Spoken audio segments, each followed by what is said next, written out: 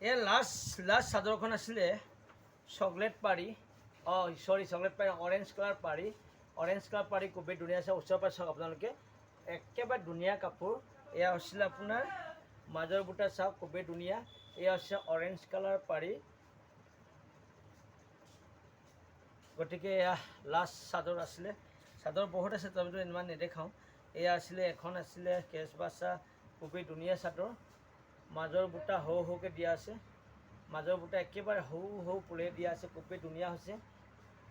এয়া চাদৰ, কেছবাচা চাদৰ, বগাত হ'ব, পাৰি হ'ব চকলেট ৰঙা পাৰি। আৰু এয়াই হৈছে কেছবাচা, এইটো বেলেগ ডিজাইনৰ কেছবাচা। ইয়াৰো আছিলে পাৰি হ'ব ৰঙা পাৰি। গতিকে এনেকুৱা নতুন নতুন ডিজাইনৰ কাপোৰ, ধুনীয়া ধুনীয়া কাপোৰ আপোনালোকে কিনিব পাৰিব একেবাৰে কম দামত ৰমা পায় ইয়াত। মোৰ দোকানটোৰ নাম কি বুলি ক'লে আপোনালোকে